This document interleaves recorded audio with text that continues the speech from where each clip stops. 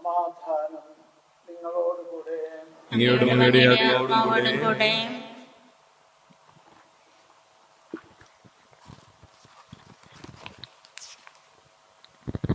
ഉൽപ്പത്തിയുടെ പുസ്തകത്തിന്റെ വായന അധ്യായം 4.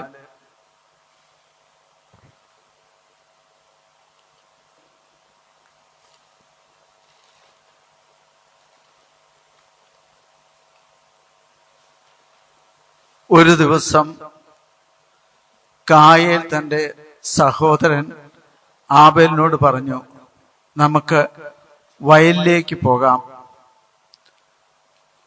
അവർ വയലിലായിരിക്കെ കായേൽ ആബേലിനോട് കയർത്ത് അവനെ കൊന്നു. കർത്താവ് കായേലിനോട് ചോദിച്ചു, നിന്റെ സഹോദരൻ ആബേൽ എവിടെ? അവൻ പറഞ്ഞു, എനിക്ക് അറിഞ്ഞുകൂടാ. സഹോദരന്റെ കാവൽക്കാരനാണോ ഞാൻ? എന്നാൽ കർത്താവ് പറഞ്ഞു, നീ എന്താണ് ചെയ്തത്? നിന്റെ സഹോദരന്റെ രക്തം മണ്ണിൽ നിന്ന് എന്നെ വിളിച്ച് കരയുന്നു. നിന്റെ കയ്യിൽ നിന്ന് നിന്റെ സഹോദരന്റെ രക്തം കുടിക്കാനായി വായ് പിളർന്ന ഭൂമിയിൽ നീ ശപിക്കപ്പെട്ടവനായിരിക്കും. കൃഷി ചെയ്യുമ്പോൾ മണ്ണ് നിനക്ക് ഫലം തരികയില്ല. നീ ഭൂമിയിൽ അലഞ്ഞ് തിരിയുന്നവനായിരിക്കും. കായേൽ കർത്താവിനോട് പറഞ്ഞു, എനിക്ക് വഹിക്കാവുന്നതിലും വലുതാണ് ഈ ശിക്ഷ. ഇന്ന് അവിടുന്ന് എന്നെ ഈ സ്ഥലത്ത് നിന്ന് ആട്ടിപ്പായിച്ചിരിക്കുന്നു. അവിടുത്തെ സന്നിധിയിൽ നിന്ന് ഞാൻ ഒളിച്ചു നടക്കണം. ഞാൻ ഭൂമിയിൽ ഉഴലുന്നവനായിരിക്കും. കാണുന്നവരെല്ലാം എന്നെ കൊല്ലാൻ നോക്കും. കർത്താവ് പറഞ്ഞു, ഒരിക്കലുമില്ല. കായേലിനെ കൊല്ലുന്നവന്റെ മേൽ 7 ഇരട്ടിയായി ഞാൻ പ്രതികാരം ചെയ്യും. ആരും കായേലിനെ കൊല്ലാതിരിക്കുവാൻ കർത്താവ് അവന്റെ മേൽ ഒരു അടയാളം പതിച്ചു.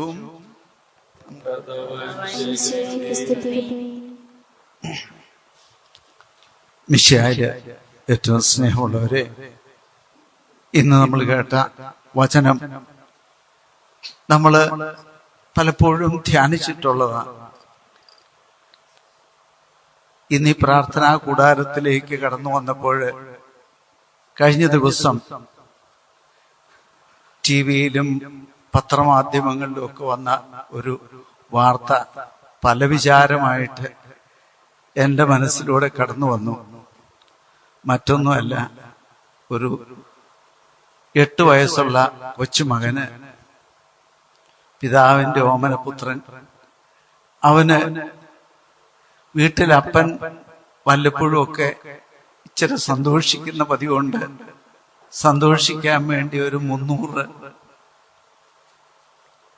ml മദ്യം എപ്പോഴും ഓർക്കാൻ വേണ്ടി TV സ്റ്റാൻഡിൽ തന്നെ വെച്ചേച്ചു പോയി. പിന്നെ കൊച്ചിന് വായിക്കാൻ അറിയാവുന്നതുകൊണ്ട് കൊച്ചു വായിച്ചു കാണും. ഇത് അപകടം ഉണ്ടാക്കുന്നതാണ്, ആരോഗ്യത്തിന് ഹാനികരമാണെന്ന് കൊച്ച് മനസ്സിലാക്കിക്കോളുമെന്ന് കരുതിയായിരിക്കാം അപ്പനോട് വെച്ചിട്ട് പോയത്. അപ്പനും അമ്മയും കൂടെ എന്തോ ആവശ്യത്തിന് പുറത്തുപോയി. അധികം കഴിയാതെ അവര് തിരിച്ചു വന്നപ്പോൾ ആ മകന് ആ പൊട്ടിച്ച് ആ കുപ്പിക്കകത്തുണ്ടായിരുന്ന ബ്രാൻഡി കഴിച്ചെന്നും അധികം കഴിയാതെ അസ്വസ്ഥനായെന്നും അവനെ ആശുപത്രിയിൽ കൊണ്ടുപോയെന്നും അധികം കഴിയാതെ കൊച്ചു മരിച്ചു പോയെന്നും ഒക്കെ നമ്മൾ വാർത്ത കണ്ടു. പ്രിയപ്പെട്ടവരെ, ഇവിടെ നമ്മള്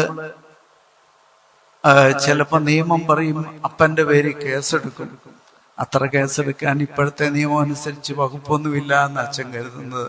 കാരണം 1 ലിറ്റർ വരെ മദ്യം സൂക്ഷിക്കാനായിട്ടൊക്കെ ഗവൺമെന്റ് അധികാരം കൊടുത്തിരിക്കുമ്പോൾ നമുക്കറിയാം 300 ml മദ്യം വീട്ടിൽ വെച്ചുള്ളതിന്റെ പേരില് അദ്ദേഹത്തിന്റെ പേരില് കേസ് എടുക്കാൻ പറ്റുമോ എന്ന് എനിക്ക് അറിഞ്ഞുകൂടാ.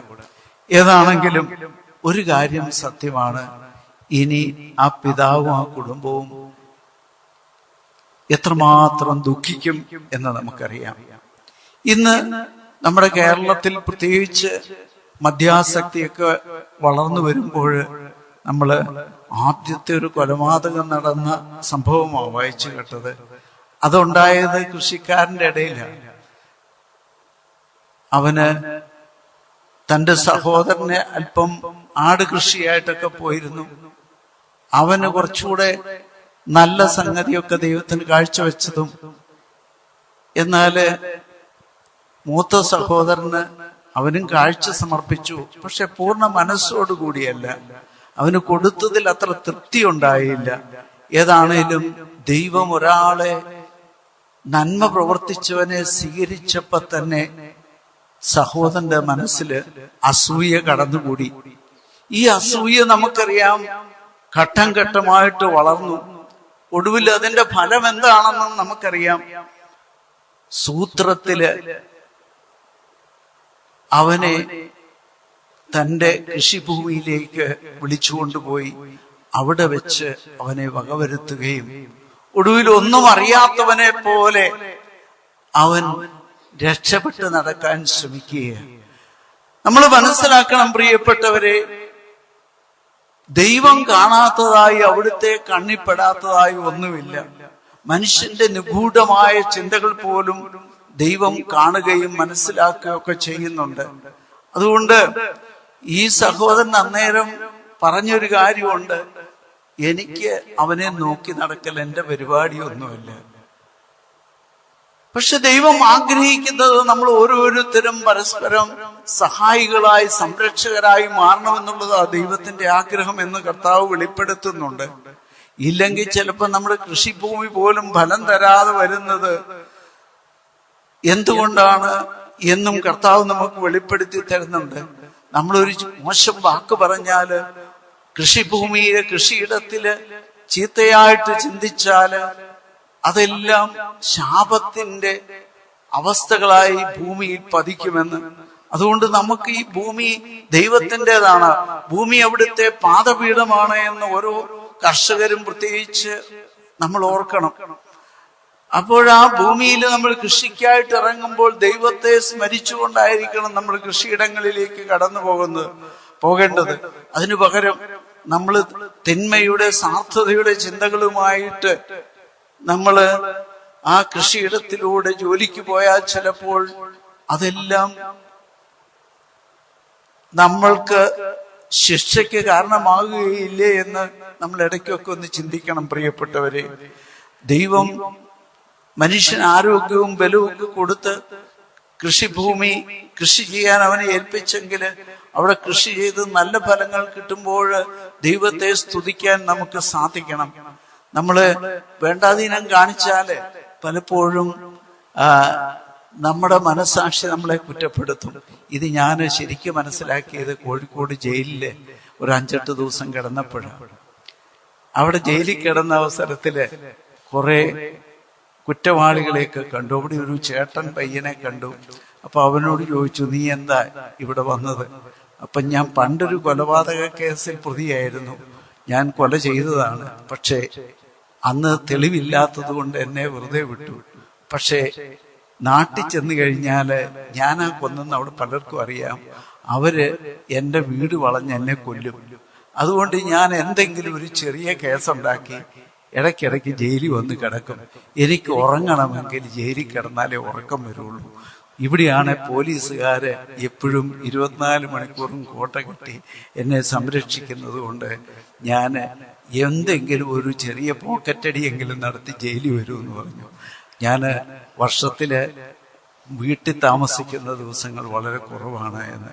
പ്രിയപ്പെട്ടവരെ, ഒരു തെറ്റ് ചെയ്താല് അവനിപ്പം നിയമത്തിന്റെ മുമ്പിൽ നിന്ന് രക്ഷപ്പെട്ടാലും അവന്റെ ഉള്ളിൽ ഭയമായി തുടങ്ങി. അവൻ തന്നെ അവനെ ജയിലിലിട്ടിട്ട് അവന് പീഡ അനുഭവിക്കുന്നതായിട്ട് അച്ഛന് മനസ്സിലായി.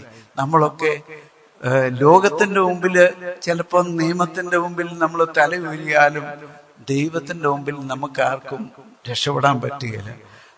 നമ്മുടെ പാപങ്ങളെ കുറിച്ച് അനുദപിച്ച് ശരിക്ക് പ്രായശ്ചിത്തം ചെയ്ത് ആ തെറ്റ് ചെയ്തവരോട് നമ്മൾ ക്ഷമ ചോദിച്ച് എളിമപ്പെട്ട് ജീവിക്കുന്നില്ലെങ്കിൽ നമുക്കറിയാം നമ്മൾ എന്നും തടവറയിലായിരിക്കും. നമ്മള് തിരുവചനം നമ്മളെ പല കാര്യങ്ങൾ ഓർപ്പിക്കുന്നുണ്ട്. 1 യോഹന്നാൻ 3:15 പറയുന്ന ഒരു കാര്യം നമുക്കറിയാം. സഹോദരനെ വെറുക്കുന്നവൻ പോലും കൊലപാതകയായിട്ട് ദൈവവചനം നമ്മെ ഓർപ്പിക്കുക. അപ്പൊ നമ്മുടെ ഉള്ളില് ഏതെങ്കിലും വിധത്തിൽ വിദ്വേഷത്തിന്റെയും വെറുപ്പിന്റെയും ചെറിയ ലാഞ്ചനകള് ഉണ്ടായിക്കഴിഞ്ഞാൽ നമ്മൾ സൂക്ഷിക്കണം. അപകടം നമ്മുടെ അടുക്കല് പതിയിരിപ്പുണ്ട്. നമ്മുടെ ചിലപ്പം വീട്ടിലുള്ളവരോട് വെറുപ്പ് തോന്നാം. അത് വീട്ടിൽ പോലും അപകടങ്ങൾ ഉണ്ടാക്കും.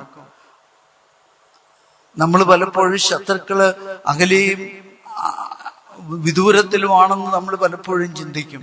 പക്ഷെ തിരുവചനം നമ്മെ മത്തായി 10:36 പറയുന്നുണ്ട്, ശത്രു അകലെയൊന്നുമല്ല. നിന്റെ ശത്രു നിന്റെ കുടുംബത്തിൽ തന്നെ ഉണ്ടെന്നാ പറഞ്ഞത്. സ്വന്തം കുടുംബത്തിൽപ്പെട്ടവർ തന്നെയായിരിക്കും ഒരുവന്റെ ശത്രുക്കൾ എന്ന് തിരുവചനം യാതൊരു അർത്ഥശങ്കയ്ക്കും ഇടതരാതെ നമ്മളോട് പറയുന്നുണ്ട്. അപ്പൊ നമ്മൾ ഇടയ്ക്കിടയ്ക്ക് നമ്മൾ എഫാത്ത ഒരു കുടുംബമായി കഴിയുമ്പോൾ അവിടെയും ചിലപ്പോൾ നമ്മുടെ ഇടയിൽ ശത്രുക്കൾ വളരാം. നമ്മുടെ സാധാരണ നമ്മൾ ജനിച്ചു വന്ന കുടുംബത്തിലുണ്ടാകാം. സഭയില് ജീവിക്കുമ്പോൾ സഭയിൽ ശത്രുക്കൾ ഉണ്ടാകാം. സഭ ഒരു കുടുംബമാകുമ്പോൾ അവിടെയും ശത്രുക്കൾ ഉണ്ടാകാം. പക്ഷെ ഈ ശത്രുവിനെ നമുക്ക് യഥാർത്ഥത്തില് നമ്മള് മനസ്സിലാക്കി നമ്മുടെ കുറവുകള് നമ്മള് തിരിച്ചറിഞ്ഞ് നമ്മളെ തന്നെ വിശുദ്ധീകരിക്കാൻ നമുക്ക് സാധിക്കണം. ഈ ദിവസം യേശുവിന്റെ സന്നിധിയിലായിരിക്കുമ്പോൾ നമുക്ക് ഒരിക്കലും ലഭിക്കാം. ഏതെങ്കിലും തരത്തില് വിദ്വേഷത്തിന്റെ വേര് നമ്മുടെ ഉള്ളിൽ കടന്നു വരുന്നുണ്ടെങ്കിൽ ആദ്യം അസൂയയായിട്ട് കായേലിന് രൂപപ്പെട്ട ആ വിദ്വേഷം കൊലപാതകത്തിൽ ചെന്ന് അവസാനിച്ചെങ്കിൽ നമ്മുടെയൊക്കെ ജീവിതത്തില് കുഞ്ഞു കുഞ്ഞു വെറുപ്പുകൾ വരുമ്പോൾ തന്നെ അതിനെ യേശുവിന്റെ തിരുരക്തം കൊണ്ട് കഴുകി നമ്മളെ തന്നെ വിശുദ്ധീകരിക്കാൻ ദൈവം തമ്പുരാൻ നമുക്ക് ശക്തി നൽകട്ടെ എന്ന് നമുക്ക് പ്രാർത്ഥിക്കാം.